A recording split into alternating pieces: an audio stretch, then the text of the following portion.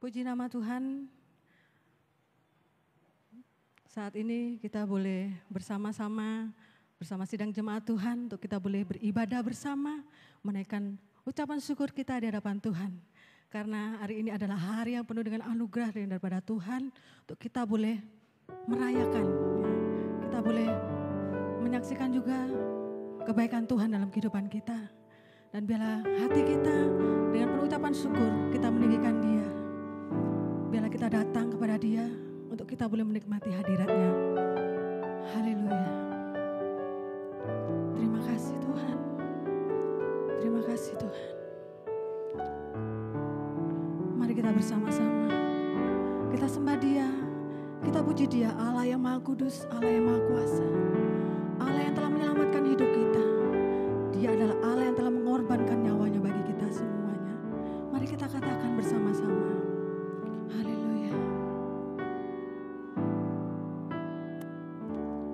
Bapakku datang menyembahmu di sini. Ku percayakan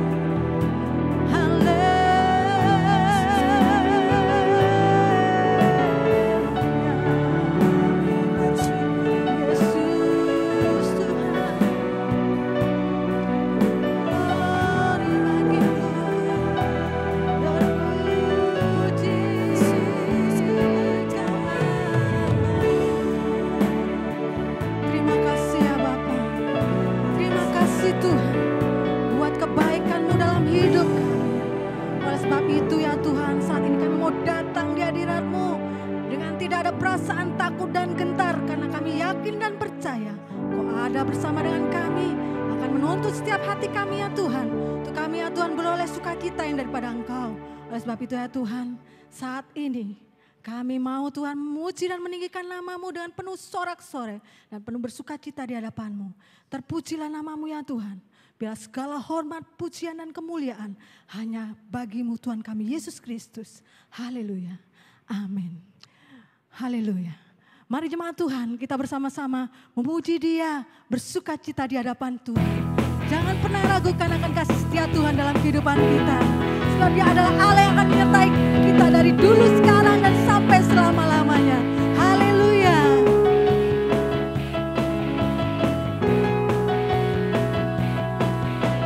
Tak pernah ku ragu akan kesetiaan-Mu. Kau pegang hidupku. Sepenuh jiwaku ku yakin dan percaya. Kau tuntun langkahku.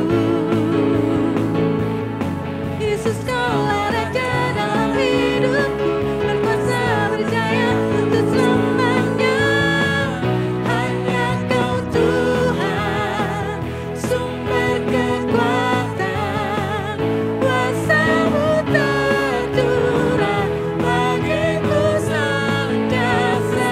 Denganmu Tuhan, ku kan berjalan dari kemuliaan sampai kemuliaan selamanya. Tak pernah ku ragu akan kesetiaan-Mu. Kau pegang hidupku, amin. Biarlah sepenuh jiwa kami Tuhan meyakini dan percaya bahwa Kaulah Tuhan atas kami. Haleluya. Kau tuntun langkahku.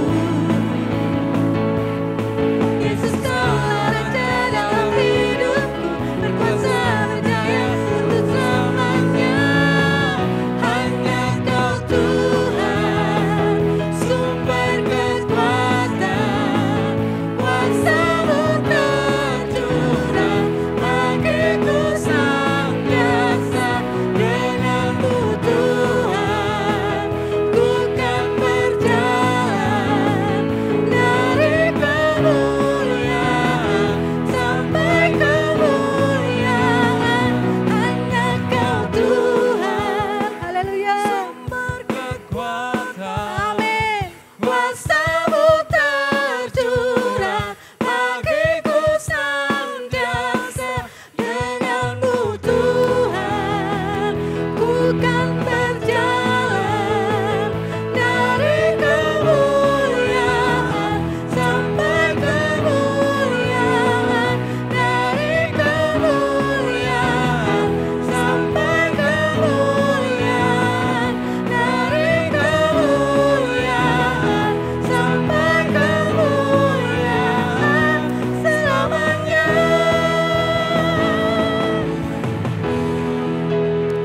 Haleluya, puji nama Tuhan. Karena kita memilih Allah Bapa kita yang di surga. Sebab tiada lain yang kita ingini, hanya Tuhan kita, amin. Hanya Dia sumber kekuatan dalam kehidupan kita di dunia ini. Haleluya. Mari kita nyatakan pujian ini dengan penuh iman. Hanya milikku di surga Kau Tuhan Yesus. Haleluya.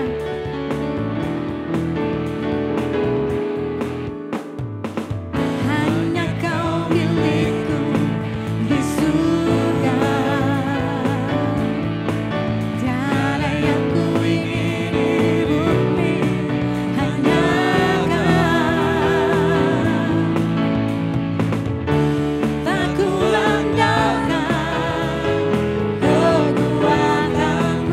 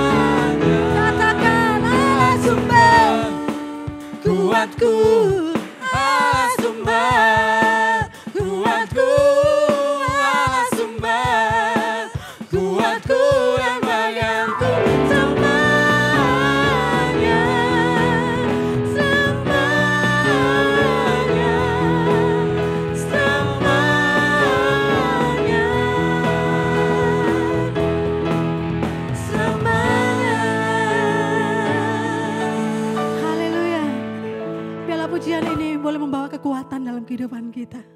Saat kita yakin dan percaya bahwa kebenaran firman Tuhan yang akan membawa kita menjalani hidup kita bersama dengan Tuhan. Kita akan mengalami kekuatan. Bahwa kehidupan kita adalah milik Tuhan. Dia Allah yang telah mengorbankan nyawanya untuk menebus setiap kita. Dan kita dilayakkan untuk menjadi anak-anak Tuhan. Mari kita yakin dan percaya bahwa tiada yang mustahil di hadapan Tuhan. Haleluya.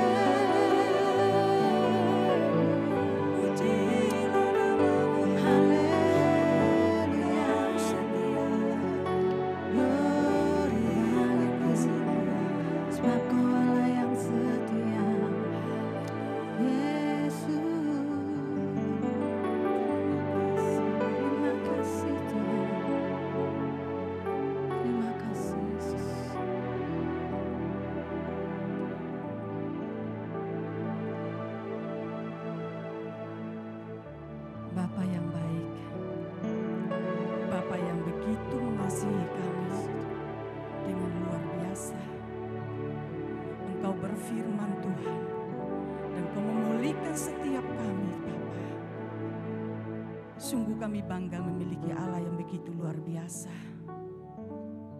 Terima kasih Tuhan buat kesempatan saat ini Tuhan. Jikalau kami ada, itu semua oleh karena kemurahan Tuhan. Terpujilah nama-Mu Bapa.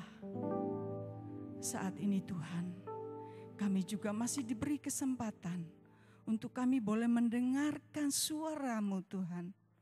Bapa, berbicaralah melalui hamba-Mu yang akan menyampaikan isi hati-Mu Tuhan. Kiranya Engkau menjamah memberkati setiap kami yang hadir. Kau berkati hamba-Mu yang menyampaikan firman, sehingga firman-Mu disebarkan, firman-Mu diberitakan. Semua boleh mendapat kekuatan dan semangat yang baru. Terima kasih Tuhan. Kami menyerahkan ibadah kami ke dalam tangan kuasa-Mu. Hanya di dalam nama Tuhan Yesus kami mengucap syukur dan berdoa. Haleluya. Amin.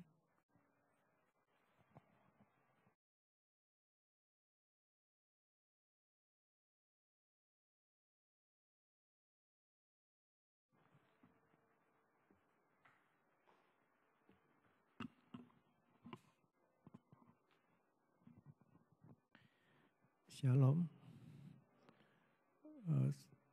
Jemaat yang dikasihi Tuhan, saya berharap agar kita semua masih tetap dalam keadaan sejahtera, dalam keadaan baik, karena pemeliharaan Tuhan yang begitu besar dalam hidup kita. Nah, sore hari ini kita akan bersama mendengar firman Tuhan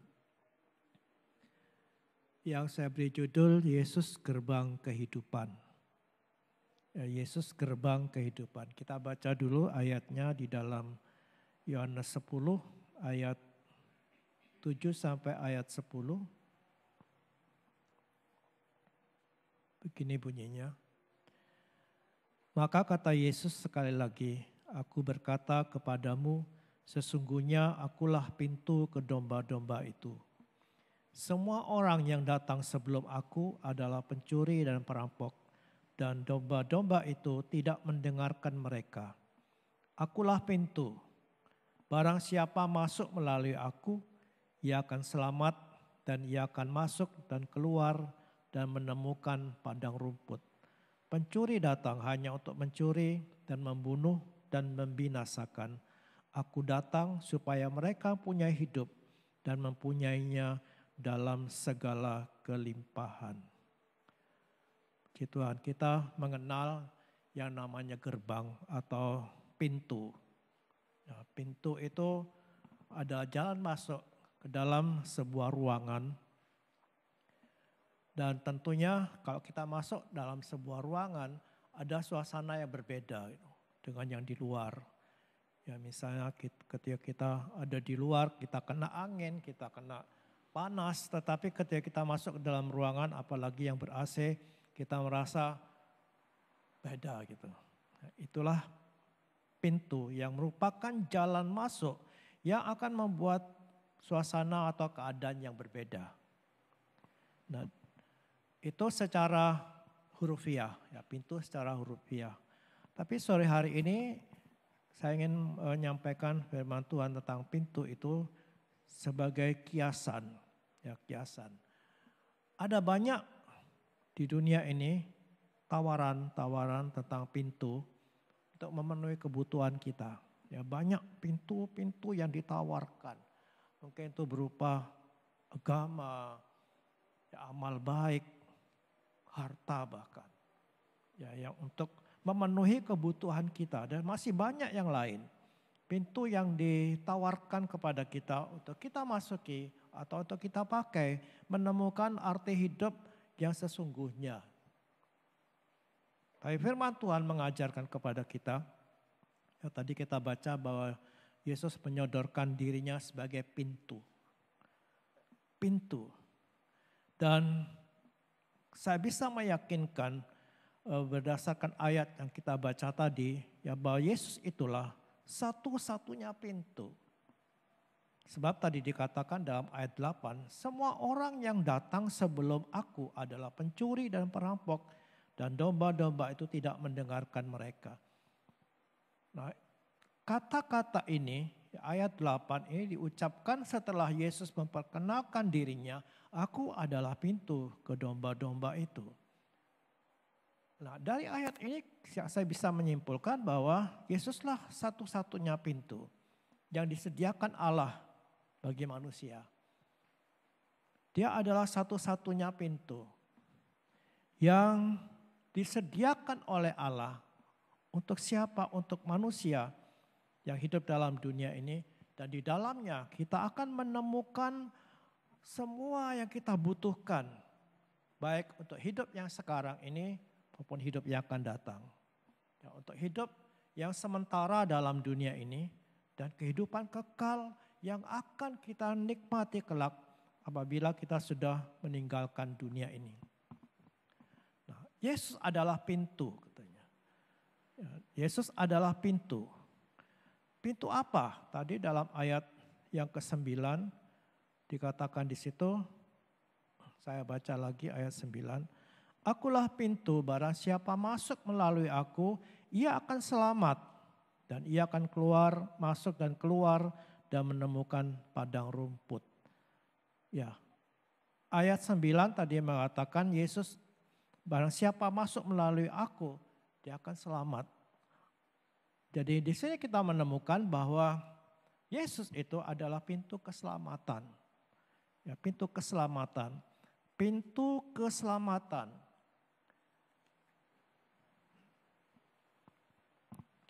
Artinya keselamatan itu artinya adalah kelepasan dari penghukuman kekal. Lepas dari penghukuman kekal yang harusnya kita terima atau semua manusia terima karena dosa yang telah dilakukan. Penghukuman kekal itu merupakan penghukuman yang sangat mengerikan. Yang namanya kekal itu tidak pernah berakhir, tidak ada akhirnya. Jadi selama-lamanya kita ada dalam penderitaan yang luar biasa.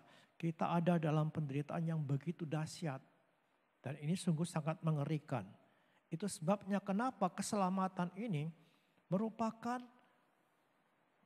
kebutuhan utama yang didambakan oleh semua manusia. Kelepasan dari penghukuman kekal ini merupakan satu kebutuhan yang sangat dibutuhkan oleh semua manusia dan itulah yang dirindukan. Itu sebabnya kenapa banyak orang mencari keselamatan ini. Seperti yang saya katakan tadi ada banyak pintu yang ditawarkan. Dan dengan amal baik mereka berusaha supaya tidak masuk neraka. Hukuman kekal itu biasanya sering disebutkan sebagai hukuman dalam neraka. Satu penghukuman yang sangat mengerikan yang kita harus hindarkan gitu. Dan Yesus menawarkan dirinya. Dia adalah satu-satunya pintu keselamatan itu. Ya, dalam Yohanes 14 ayat 6 saya baca di sini. Yohanes 14 ayat 6. Akulah jalan dan kebenaran dan hidup. Tidak ada seorang pun yang datang kepada Bapa kalau tidak melalui aku. Ini kata-kata Yesus yang mungkin banyak orang tidak suka. Ya, ini ayat dianggap ayat yang begitu eksklusif gitu. Tapi itu kata Yesus, ya bukan kata kita. Bukan gereja yang mengarang, ya, bukan seorang manusia, tapi Yesus sendiri yang mengatakan, akulah jalan kebenaran dan hidup. Dan tidak seorang pun sampai kepada Bapa kalau tidak melalui aku. Jadi Yesuslah satu-satunya jalan keselamatan itu. Semua jalannya ditawarkan manusia, itu baik. Dan tidak ada yang tidak baik itu, semuanya baik. Tetapi Yesus menyodorkan dirinya, menyuguhkan dirinya bahwa dia adalah satu-satunya jalan keselamatan itu. Tentu bukan tanpa alasan gitu. Ya, bukan tanpa alasan, tapi dengan alasan. Karena kita tahu bahwa manusia, semua manusia itu sudah harus dihukum. Karena sudah berdosa, makanya harus dihukum. Tidak ada cara lain untuk keluar dari penghukuman ini. Tidak ada amal sebesar apapun yang bisa menggantikan dosa kita. Tidak ada dosa yang bisa dihapus dengan perbuatan baik kita. Tidak ada. Semuanya sia-sia gitu. Karena dosa itu harus dihukum. Harus dihukum. Nah, kita bersyukur kepada Tuhan Yesus Kristus. Karena dia bukan hanya menyodorkan dirinya untuk mengatakan aku akan menyelamatkan kamu. Ya, bukan hanya berkata-kata dengan kata-kata omong kosong yang hanya menjanjikan nanti aku selamatkan kamu. Tidak, tetapi Yesus melakukan sesuatu tindakan yang luar biasa, yaitu dengan menanggung hukuman yang seharusnya kita tanggung. Hukuman yang seharusnya jatuh atas kita. Itu ditanggung Yesus. Dia yang tidak mengenal dosa itu dijadikannya berdosa. Supaya apa? Supaya kita yang percaya kepada dibenarkan. Kita dibenarkan oleh Allah. Bukan karena kita berbuat baik. Kita dibenarkan Allah bukan karena kita melakukan sesuatu ritual agama. Atau sesuatu yang kita lakukan untuk menebus dosa kita. Itu sesuatu yang mustahil. Ya, karena dosa bagaimanapun juga harus dihukum. Itu adalah ketentuan Allah. Bahkan sejak dalam Kejadian, ya dalam kitab Kejadian itu dikatakan pada waktu kamu makan buah ini kamu akan mati. Itu penghukumannya, mati. Itu hukumannya. Dan itu harus dijalankan. Hukuman itu harus dijatuhkan. Dan kita sungguh sangat berterima kasih kepada Yesus Kristus. Karena penghukuman itu sudah ditanggung di atas dirinya sendiri. Dia rela menderita, dia rela mati. Dia rela dipisahkan dari Bapaknya. Agar kita diselamatkan. Jadi bukan tanpa alasan kalau Yesus mengatakan akulah satu-satunya jalan kepada Bapa. Bukan dia dengan sombongnya mengatakan itu, tapi dengan satu perbuatan, satu tindakan, yaitu menanggung hukuman yang seharusnya kita tanggung. Dan ketika hukuman itu dijatuhkan atas Yesus, maka kita manusia seharusnya tidak perlu dihukum. Karena upah dosa itu sudah ditanggung, upah dosa sudah dijatuhkan atas Yesus Kristus.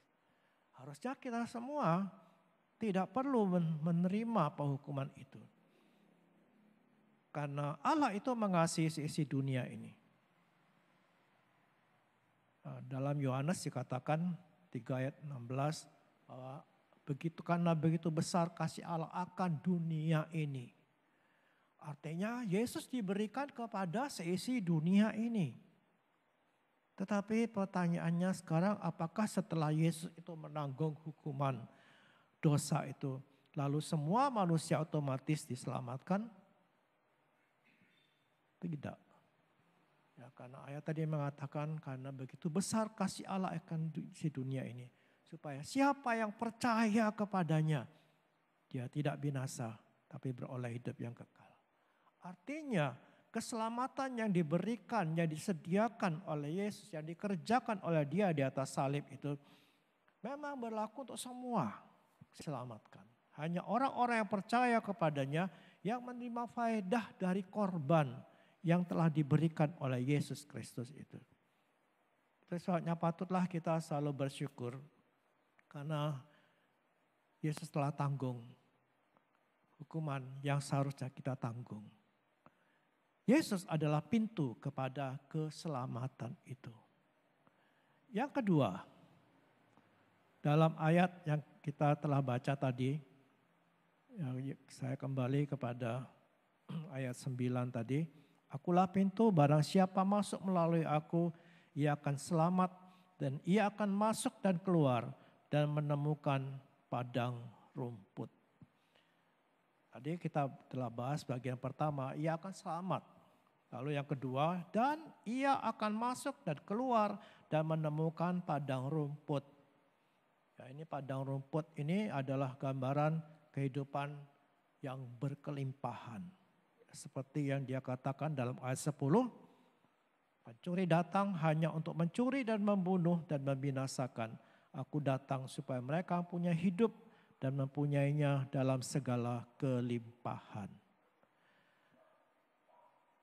Jadi Yesus itu bukan hanya pintu keselamatan yang berbicara itu untuk kebutuhan yang akan datang kelak. Hidup di hidup yang kekal, hidup yang akan datang, hidup dalam kekekalan, hidup di surga. Tapi dia juga pintu untuk kehidupan selama kita dalam dunia ini. Dia bukan hanya berbicara tentang kehidupan kelak yang nanti kita nikmati setelah kita meninggalkan dunia ini. Tapi dia juga berbicara pintu untuk kehidupan selama kita hidup dalam dunia ini. Hidup dalam dunia ini juga penting. Ya, kita jangan berpikir begini, tidak apa-apa. Hidup dalam dunia ini menderita, sakit-sakitan, susah. Yang pasti nanti kita masuk surga. Yang itu yang penting. Ya memang yang paling penting itu adalah hidup yang kekal. Ya, hidup yang tidak pernah berakhir kelak itu yang paling penting. Tetapi hidup dalam dunia ini juga sesuatu yang penting. Ya, sesuatu yang harus kita nikmati. Sesuatu yang harus kita dambakan gitu. Hidup dalam Yesus Kristus. Tadi saya mengatakan ada perbedaan kan. Kalau kita masuk dalam sebuah pintu, ada perbedaan antara luar dan dalam. Nah, kalau kita sudah masuk dalam pintu yang namanya Yesus Kristus itu, tentu akan ada bedanya. Ada perbedaan hidup dalam dunia ini tentu juga akan ada perbedaan. Karena Allah itu menyediakan Yesus Kristus bukan hanya untuk nanti di akhirat, tetapi selama dalam dunia ini. Yesus juga menyediakan kebutuhan kita. Yesus adalah pintu untuk hidup yang berkelimpahan. Bagaimana kelimpahan yang Yesus janjikan kepada kita? Adalah hidup dalam kehidupan rohani. Hidup kerohanian kita itu hidup yang dijanjikan oleh Allah, hidup yang akan dalam kelimpahan.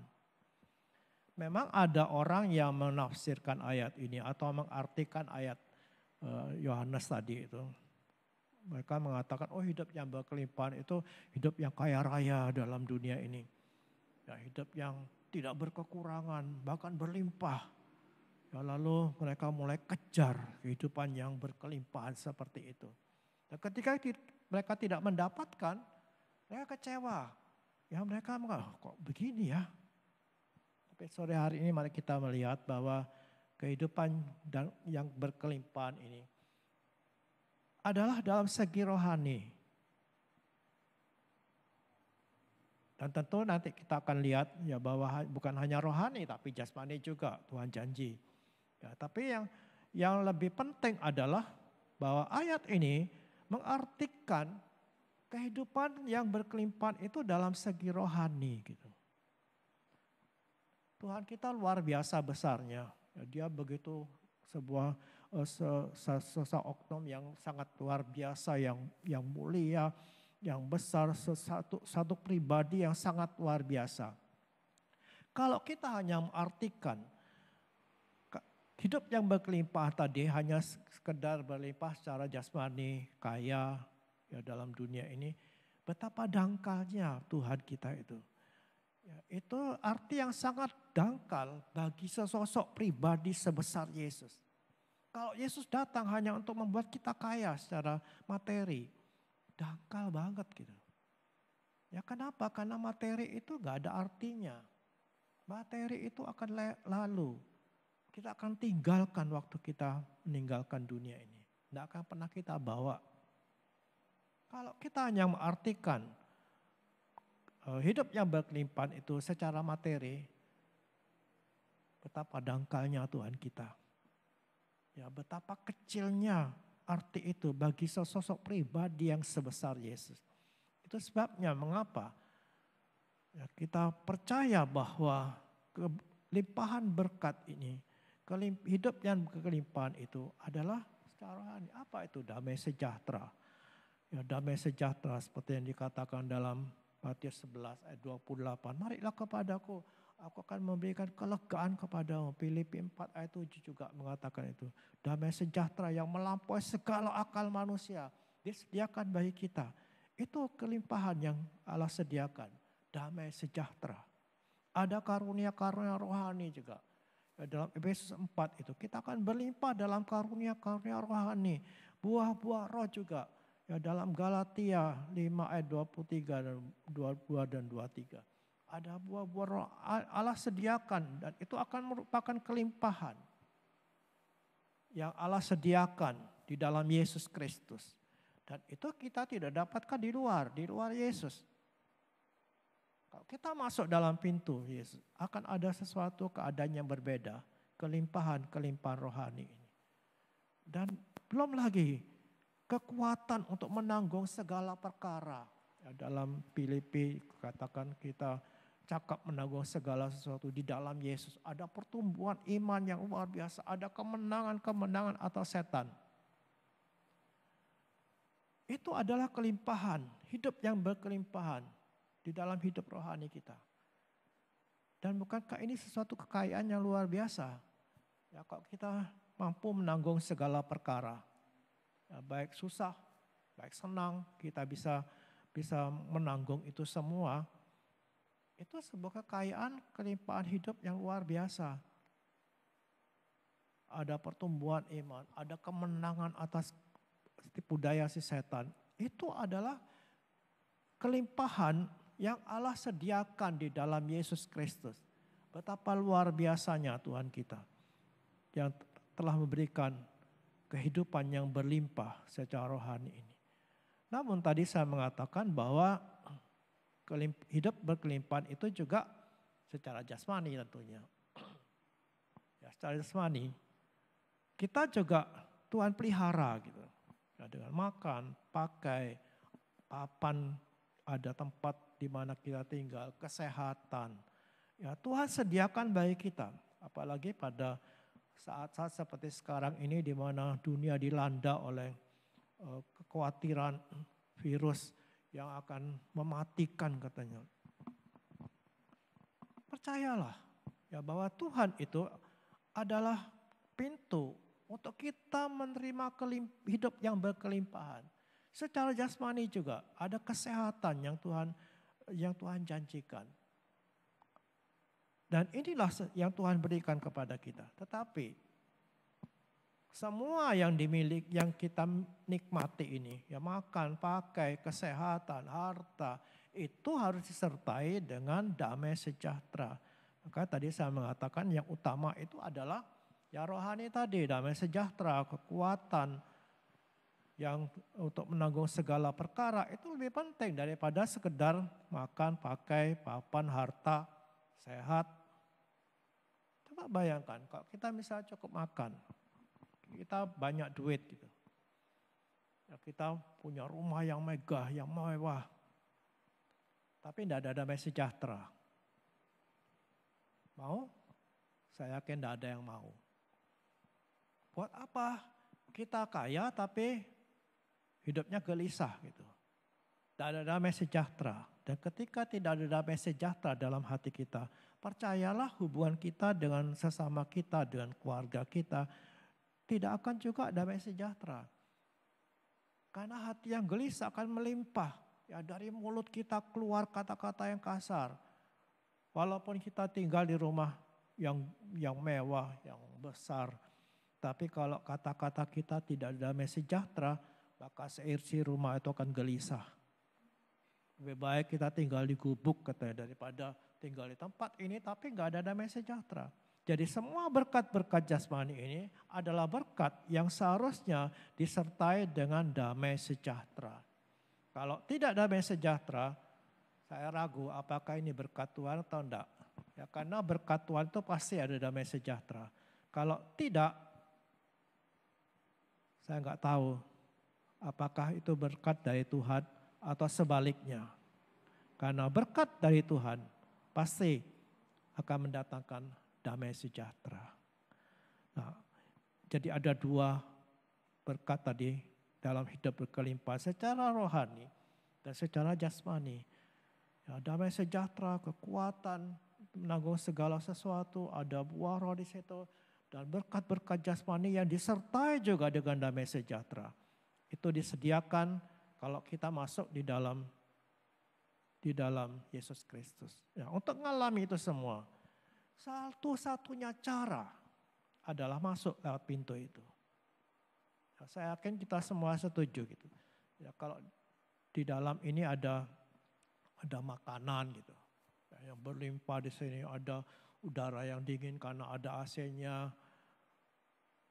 Lalu bagaimana saya bisa mengalami itu semua? Bagaimana saya bisa masuk dan menikmati makanan yang disediakan di ruangan ini? Ya, salah satu-satunya adalah masuk lewat pintu itu. Nah, kalau kita ingin mengalami hidup yang berkelimpahan di dalam Yesus Kristus tadi, satu-satunya cara untuk mengalami itu semua adalah masuk melalui pintu itu. Apa artinya masuk pintu itu? Adalah percaya kepadanya. Kita percaya kepada Yesus Kristus. Bukan hanya mengaku percaya, tapi percaya ini artinya menerima Dia sebagai Tuhan dan Juru Selamat. Percaya bukan hanya, oh saya percaya lalu saya jadi Kristen, saya keluar masuk gereja, saya dibaptis, tapi dia dalam hati ini kita tidak pernah menerima Yesus sebagai Tuhan kita. Kita tidak pernah mempercayakan diri kita kepadanya, ya karena percaya itu juga artinya kita mempercayakan diri kepadanya untuk diselamatkan. Mempercayakan diri kepadanya untuk menjadikan Dia sebagai Tuhan dan Juru Selamat kita. Jangan puas kok kita sudah jadi Kristen. Bahkan mungkin begitu lahir kita sudah jadi Kristen karena orang tua Kristen, nenek kita Kristen semua. Ya, nenek kakek kita keturunan yang ketiga, keempat sudah Kristen semua. Karena percaya ini adalah urusan pribadi kita dengan Tuhan. Bukan urusan keluarga kita. Bukan urusan pasangan hidup kita. Bukan urusan siapa-siapa, melainkan urusan kita pribadi dengan Yesus. Kalau kita menerima Yesus, percaya Yesus dan menerima Dia, menjadikan Dia Tuhan dan Juru Selamat, itulah percaya benar dan kepadanya lah keselamatan itu diberikan. Karena itu janji. Nah, Tuhan mengatakan tadi dalam yang saya sebutkan tadi, karena begitu besar kasih Allah akan dunia supaya yang percaya tidak binasa melainkan beroleh hidup yang kekal. Jadi untuk mengalami keselamatan di dalam Yesus Kristus tidak ada cara lain kecuali percaya kepada Yesus Kristus. Yang dalam pengertian menyerahkan diri untuk diselamatkan, mempercayakan diri kepadanya dan menerima Dia, menjadikan Dia sebagai Tuhan dan Juru Selamat kita yang menguasai seluruh hidup kita. Itulah percaya. Dan saya percaya ketika kita tiba pada percaya seperti itu, keselamatan itu tidak usah dicari kemana-mana. Ya, keselamatan itu sudah diberikan Yesus pada saat kita menerima Dia sebagai Tuhan dan Juru Selamat kita. Itu yang pertama. Untuk menikmati keselamatan itu hanya percaya. Yang kedua adalah hidup dalam persekutuan dengan Dia. Lewat doa kita, lewat firman dan ketaatan, maka hidup berkelimpahan itu akan dialami oleh orang yang melekat dengan Dia. Tidak cukup hanya percaya, menjadikan Yesus Tuhan, tapi tidak hidup dalam persekutuan dengan Dia. Ya kita lewatkan saja, ya hidup ini sehari-hari, ya jalan begitu saja. Ya, tapi kita harus jalin persekutuan dengan Tuhan. Lewat apa? Lewat hidup doamu. Hidup doamu. Ini akan memberikan kekuatan kepada kita. Firman Allah harus kita baca, renungkan, lalu kita taati. Itu hidup dalam persekutuan dengan Allah. Jadi hidup bersekutu dengan Allah itu bukan hanya sekedar, oh saya mau hidup bersekutu dengan Tuhan. Lalu kita merasa sudah hidup bersekutu dengan Tuhan tanpa melakukan sesuatu. Tidak, tetapi harus ada aksi, ada tindakan. Apa? Berdoa, pelihara hidup doamu. Ya, doa bukan sekedar doa, ya doa makan, ya doa makan kan, doa bangun tidur, atau doa mau tidur. Tapi berdoalah secara khusus, di mana kita bisa berbicara dengan Tuhan, di mana kita bisa jalin persekutuan kita dengan Tuhan. Berbicaralah kepada dari hati ke hati, sediakan waktu khusus di mana kita bisa berdiam dengan Dia. Hanya berdua, baca firman-Nya, lalu taati. Dan saya percaya ketika kita hidup dalam persekutuan dengan Tuhan ini, hidup berkelimpahan itu akan dialami, akan ada damai sejahtera yang memenuhi hati kita. Kita akan dikuatkan untuk menghadapi semua tantangan di dalam dunia ini. Dan percayalah urusan jasmani itu perkara gampang bagi Tuhan. Ya, kalau rohani kita sudah dibangun, ada kekuatan damai sejahtera. Tuhan bilang jangan takut untuk apa yang ada kamu makan, apa yang kamu pakai. Lihatlah burung-burung di udara. Bahkan kamu lebih dari burung-burung di udara katanya. Kita percaya bahwa Tuhan sangat bertanggung jawab atas hidup kita.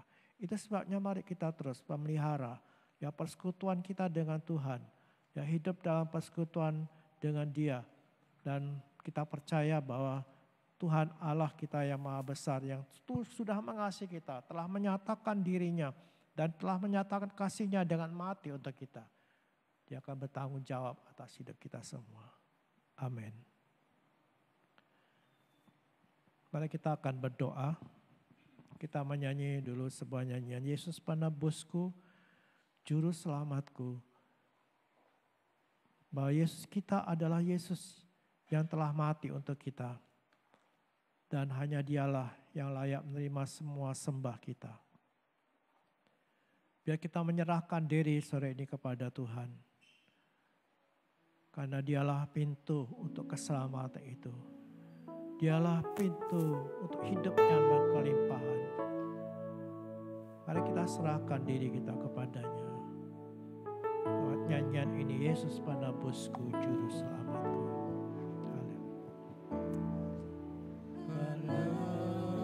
Penebusku, juru selamatku.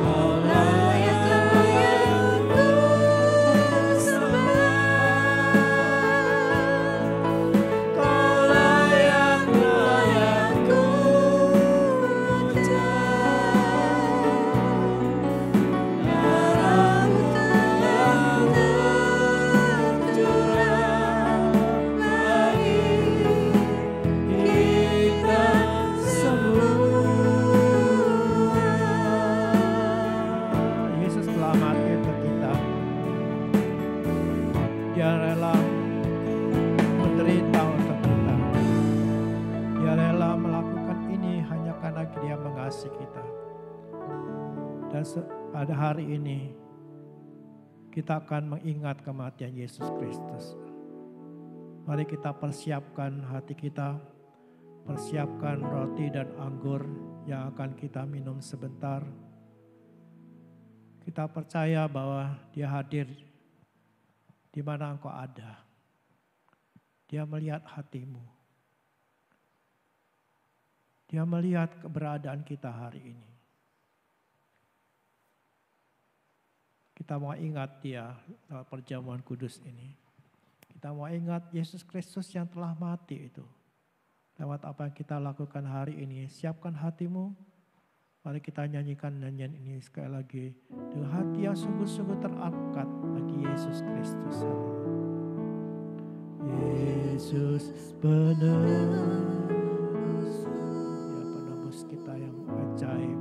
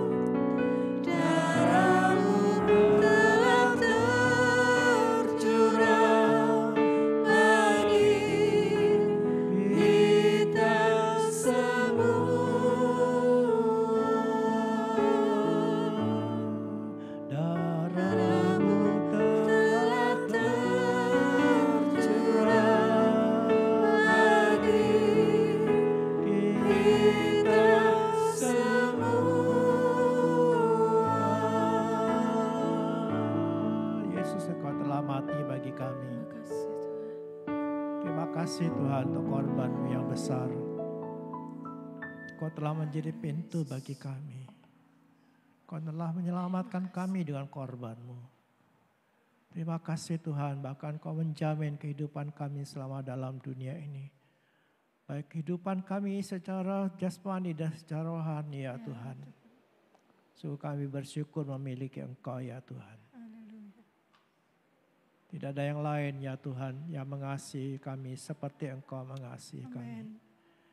Tidak ada yang lain ya Tuhan yang berani berkorban bagi pemberontak-pemberontak ini Tuhan. Yesus. Itu sebabnya kami bersyukur kepadamu. Ya Tuhan. Terima kasih Tuhan. Hari ini Tuhan, kami ada di hadapan-Mu. Ya. Kami mengenang kematian-Mu ya Tuhan, perjamuan kudus ini. Mari jemaat Tuhan, kita ada di hadapan hadirat-Nya. Kita bersyukur untuk tubuh Yesus yang telah dipecahkan bagi kita. Haleluya. Terima kasih Tuhan. Kita mengangkatnya di hadapan Bapa sebagai tanda syukur kita kepadanya. Terima kasih ya Bapa yang baik. Kau telah berikan Yesus Kristus bagi kami, yang rela dihancurkan bagi kami, supaya kami diselamatkan. Terima kasih Engkau telah memberikan Yesus Kristus kepada kami sebagai satu-satunya pintu keselamatan, dan kami telah menerima Dia sebagai Tuhan dan Juru Selamat kami. Ya Tuhan. Terima kasih kami boleh diselamatkan, dan kami mengenang Engkau hari ini yang telah dihancurkan bagi kami. Terima kasih ya Tuhan, biarlah apa yang kami lakukan itu akan menjadi berkat bagi kami, meneguhkan kami, mengingatkan kami selalu akan korban-Mu yang besar. Terima kasih Tuhan. Terima kasih. Dengarlah firman Tuhan yang mengatakan, pada malam itu Yesus mengambil roti. Sudah itu Ia mengucap syukur, dipecah-pecahkannya, diberikannya kepada murid-muridnya sambil Ia berkata, inilah tubuhku yang diserahkan bagi kamu. Perbuatlah ini menjadi peringatan akan aku. Apa yang di tangan kita adalah persekutuan dengan tubuh Yesus Kristus. Amin. Mari kita makan dengan percaya. Dalam nama Yesus.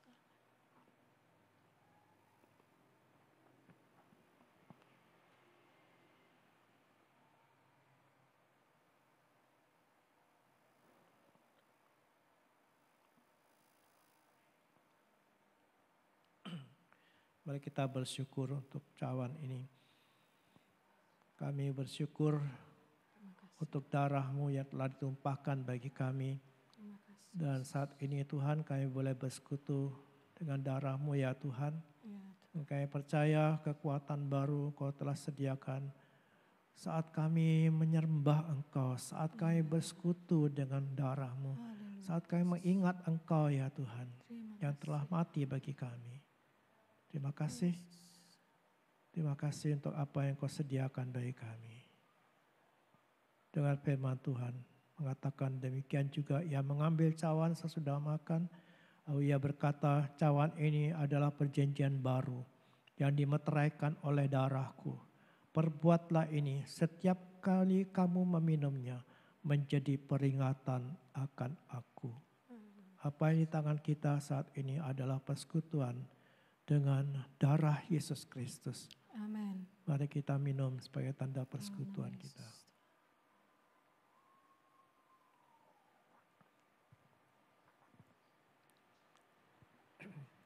Kami bersyukur untuk apa yang Kau berikan bagi kami ya Tuhan. Persekutuan yang indah ini, dan kami percaya tangan-Mu yang berkuasa akan menolong kami dan memberkati kami pada sore hari ini. Terpujilah Engkau ya Tuhan, segala hormat bagi Engkau. Di dalam nama Yesus Tuhan kami naikkan doa kami kepada Tuhan Yesus yang mengasihi kami. Mari kita akan mengucapkan berkat bagi kota ini, bagi negeri ini yang sedang dilanda dengan masalah yang begitu besar. Sebagai gereja Tuhan, kita bertanggung jawab atas negeri ini, dan salah satu yang kita pakai adalah memberkati negeri ini. Mari ucapkan dan aminkan dengan hati yang sungguh-sungguh. Dalam nama Tuhan Yesus Kristus, hikmat dan perlindungan Tuhan diberikan kepada para pemimpin bangsa ini. Amin. Perlindungan Tuhan diberikan kepada para dokter dan para medis yang lain. Amin. Pertolongan dan penghiburan Tuhan nyata atas para pasien dan keluarganya. Amin. Penjagaan Tuhan terjadi atas semua rakyat dan umat Tuhan di Indonesia. Amin. Berkat Tuhan turun atas Indonesia. Amin. Bapa kami yang di surga, dikuduskanlah namamu, datanglah kerajaan-Mu, jadilah kehendak-Mu di bumi seperti di surga.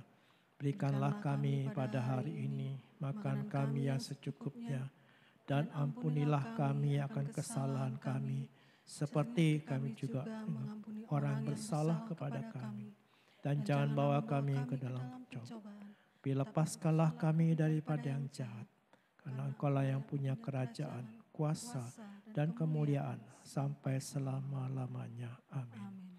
Kami bersyukur pada akhir ibadah kami, Tuhan, untuk penyertaan-Mu, untuk pemeliharaan-Mu selama ini sampai hari ini kami ada sebagaimana kami ada. Kami terus menyerahkan keberadaan kami ya Tuhan dalam tangan-Mu. Seluruh jemaat Tuhan dimanapun mereka ada, Tuhan melawat mereka, melindungi, menjagai mereka, memberkati mereka. Keluarga-keluarga mereka, anak-anak mereka Tuhan.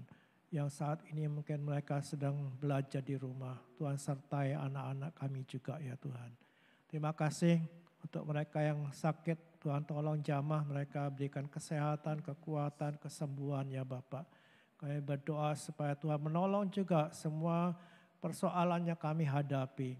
Baik keluarga kami, persoalan ekonomi kami. Kami percaya Tuhan akan menolong kami, memelihara kami Tuhan.